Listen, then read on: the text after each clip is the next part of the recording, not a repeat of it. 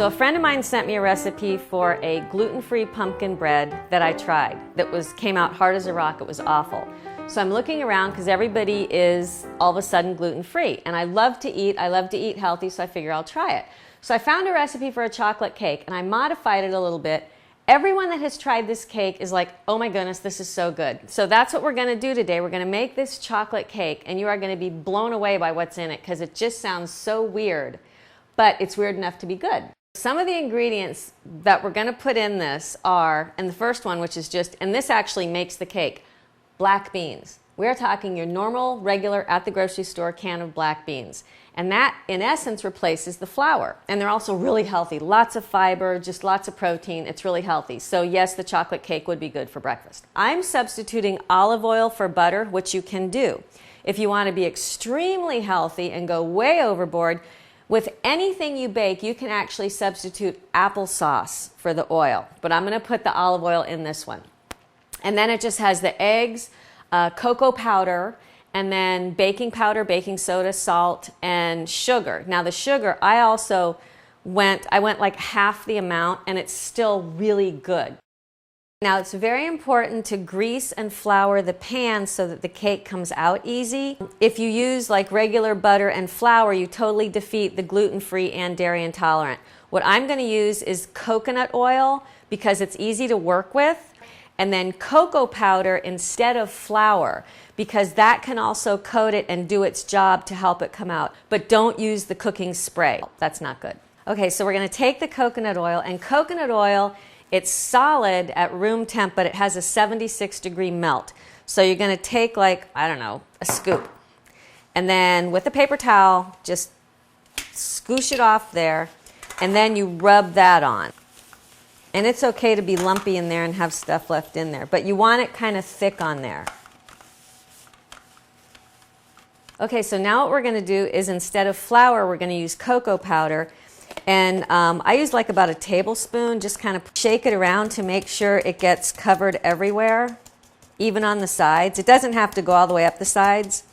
The most important part is to get it on the bottom, and even though there's little ballies and stuff left in there, leave that, that's fine because it'll help the cake come out really easy. So now that the pan is prepared, we need to go make the good stuff to put in there.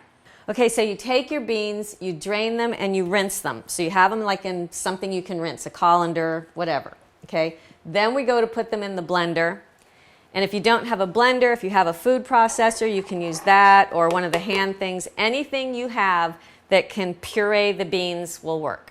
But before you puree them, you need some liquid in there. So we're going to add 1 tablespoon of water, 1 tablespoon of vanilla. The recipe calls for 5 eggs. So we're going to add 1 egg into here so it purees easier. Okay, and then you just let it go.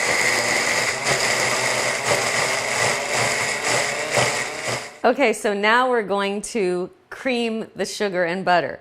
Only since we're not using butter, there's not a whole lot of work to that. So we add the sugar, half a cup of sugar, and then instead of the butter, we're going to add the olive oil. And if you don't use olive oil, you can use applesauce if you want to be totally fat-free and whatnot, but we're going to use olive oil because it's good for you, it's happy, it's healthy, and I like it. So normally then you would have to cream the butter because it would take a while, but this way you just beat it to mix it. Okay, now we're going to add the beans, the secret magic ingredient, the flour replacement. And you just, plop them in there.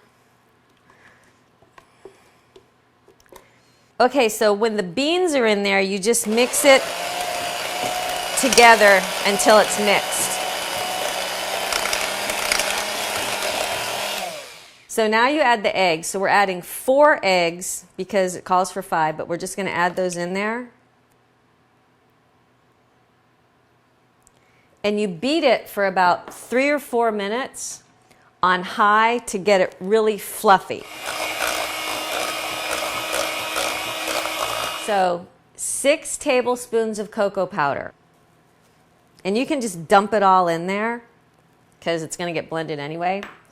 1 teaspoon of baking powder, a half a teaspoon of salt, a half a teaspoon of baking soda, and then blend again. And I start on slow so the cocoa powder doesn't go poof all over me.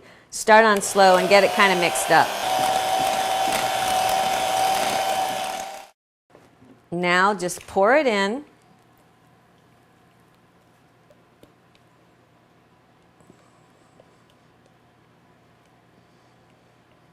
Oh, this is so good. Okay, so one of the things that I forgot to say at the beginning, you need to preheat the oven to 300 because it cooks for 40 minutes at 300.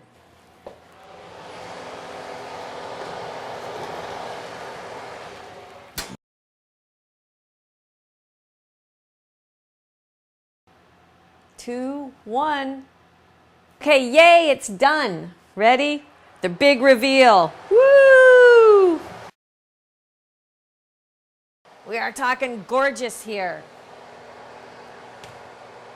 That is a beautiful, fluffy, awesome chocolate cake.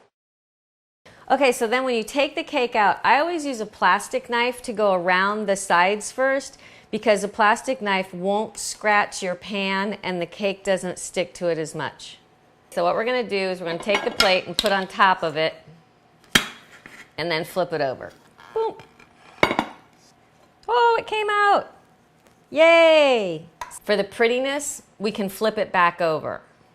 And you can do that one of two ways. You can get another plate and flip on it, or you can use your hands. It's my house, my cake, I can use my hands. Okay, so we're gonna see how this works. Here you go. Kind of messy, but boop.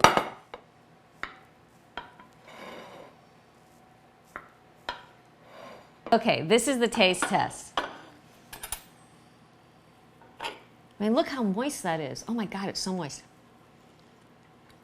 Okay, I'm telling you, that is the best chocolate cake you will ever have. It's real chocolate. It's moist, it's chocolatey, it's fluffy. Nobody is ever gonna know it has black beans in it until you tell them. So let's look at it this way. We have black beans in there, which is really high in fiber, good for protein. We've got eggs in there. We've got sugar in there, but not too much, a half a cup for the whole thing. And of course, you know, you can substitute that. There's no dairy in it. We substituted olive oil for butter, and then the normal baking soda, baking powder, salt, and cocoa powder. So it's really, and cocoa powder, as we all know, chocolate is good for you. It's healthy, okay? Now, one thing you do have to know is if you don't eat it all in one sitting and you're actually gonna save some for somebody else or the next day, because it has the beans in it, again, when the beans dry out, they get really hard and really dry. So what you need to do is you need to take like a plastic wrap and wrap it really good in that, seal it, and how you seal it is you put it around it and then you just kind of make sure it's touching the sides there and just kind of tuck it in a little bit all the way around. That's an important thing for this cake also. So there you go. Enjoy!